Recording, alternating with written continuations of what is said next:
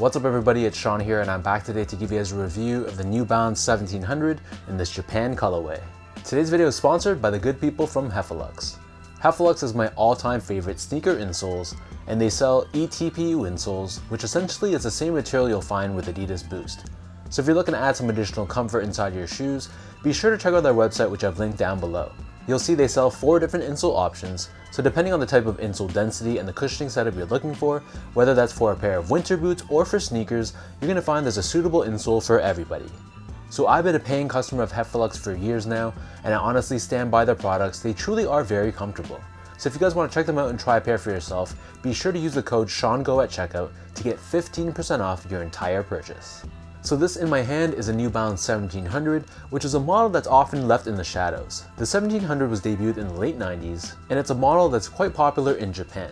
So this specific model released last year in October, and they retailed for a price of $200 US or $300 here in Canada, and overall it was a very limited release. I believe only Solestop was the only retailer here in Canada that got these, and I struck out completely on the original release. However, I picked these up for a very good price recently, so I figured it'd be a good time to give you guys a review. So the style code for this shoe is M1700JP, and the reason why this shoe is nicknamed Japan is because it adopts that familiar color scheme of this olive grayish brown and blue, which was originally seen on the New Balance 1300JP. This colorway of the 1300, which originally released back in the 80s, was brought back in the 90s and was very popular in Japan, and we've seen that same colorway adopted on other silhouettes in the years since. So fun fact, this pair in my hand is actually called a second grade or a B grade New Balance shoe, which means there's certain flaws or defects on this shoe that didn't meet New Balance's standard. Because of that, on the box itself, on the label, we have the word second stamped on in red. And I don't know what it is about this shoe, but there's a ton of second or B grade status shoes floating in the market. So by the looks of things, it seems like the factory had a tough time creating this shoe. Diving straight into the details though, so the base layer of the shoe on the toe box, this is constructed out of this steel blue colored mesh. Surrounding the front toe cap, we have this pig suede, which is done in this olive gray and brown colored combination. So we have a bunch of different suede panels covering the front toe cap. There's a larger overlay on the mid panel on the sides, and then stitched on top of this we have the New Balance N logo, which is done in a combination of white and blue. And you can see the stitch job on my shoe, it was a little bit messy, so I think this is one of the reasons why this is considered a second or B grade. Underneath this, the panel here is also constructed out of suede, but it has this perforated finish to it, and right next to this we have this hit of reflective silver 3M. The top 2 eyelets, this is done in this gray colored TPU, and then moving downwards, we have more of that blue colored mesh that we saw earlier on the toe box. This wraps around the top portion of the heel. Underneath this, we have another overlay of this suede.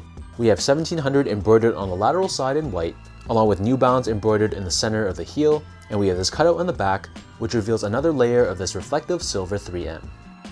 For the laces, these come with this grayish blue colored lace, which is done in this flat style.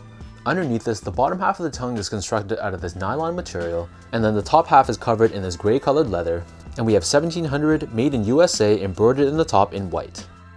The inner liner of the shoe is lined in a very soft white colored leather. And then taking out the insoles, these come with a foam lined insole. It's finished in this gray fabric on top, and we have New Balance running branding stamped on the heel. So the 1700 sits atop this chunky midsole, which is predominantly painted in this white colored finish. The midsole incorporates Absorb technology. This is visible with this bubble on the forefoot of the lateral side, along with this visible Absorb looping around the back heel. And I wasn't able to get a firm answer on this, but some websites stated that this shoe also incorporates end cap and C cap as well, which explains why it gives you more of a firmer ride, especially on the outer edges. Turning the shoe over to the bottom, so the outsole here is constructed out of a combination of black, gray, and the semi-translucent blue colored rubber. We have these flex grooves on the forefoot to give you added flexibility, and New Balance branding running down the center. And for those wondering how these fit, so I'm a true size 10, slightly on the wider side, and for New Balance shoes, I wear between a 9.5, which is a half size down, and a 10. So for these 1700s, I picked these up in a half size down, which is a 9.5, and overall they fit me well in a very nice snug 1-to-1 fit. If you're someone that likes more of a roomy fit, or if you have really wide feet, you probably want to stick true to size, but if you have narrow, normal, or slightly wide feet and you don't mind more of a snug fit, you can definitely go a half size down. Just to give you guys a point of comparison, I also go a half size down in other New Balance silhouettes like the 992, the 990 V3, V4, V5, the 998, and most of my 550s. And in comparison, I stick true to size in other New Balance silhouettes like the 997, the 990 V2 because of its more narrow toe box, the 1500, and the 2002R. Moving on to the comfort, so as far as New Balance shoes go, I can't say that this shoe was that comfortable. Again, I can't 100% confirm the tech specs on this shoe, but if what I read was true in that it incorporates end cap and C cap, that basically is a soft EVA core surrounded by a stiffer polyurethane rim. It explains why the shoe feels pretty stiff on feet. You can really feel that stiffness on the edges of your feet, and while the middle portion of the shoe was pretty plush, the overall firmness of the midsole made the shoe not that comfortable. So if you're looking for a shoe that's very stable and has a ton of support, then you'll probably enjoy these, but if you're looking for something that has a bit more softness to it, then you probably won't be a fan of these. Finally, in terms of the overall quality and the craftsmanship, so this being a B grade or a second grade shoe, I gotta say the quality was pretty decent. The suedes had a nice feel to it. You can see the hairs of the suede change colors as you run your fingers back and forth, and the build, I gotta say, for a B grade sneaker, it was pretty good. The biggest issue I had was there was a small ripple on the forefoot area of one foot, and the embroidery on the New Balance end logo on the mid panel wasn't that great. But aside from that, I couldn't really pinpoint anything too major that I had problems with. And to be able to pick these up for under retail and to sacrifice a little bit of the craftsmanship, I'd say it was a fair deal.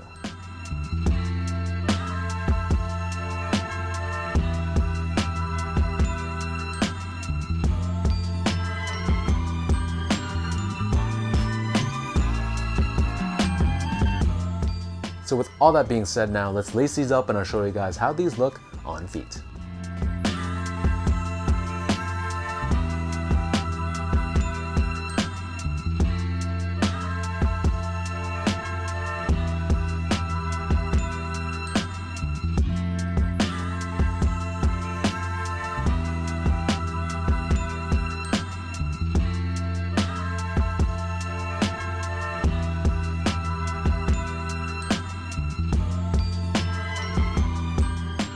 Aside from gray and navy, this Japan colorway is pretty iconic as far as New Balance shoes go.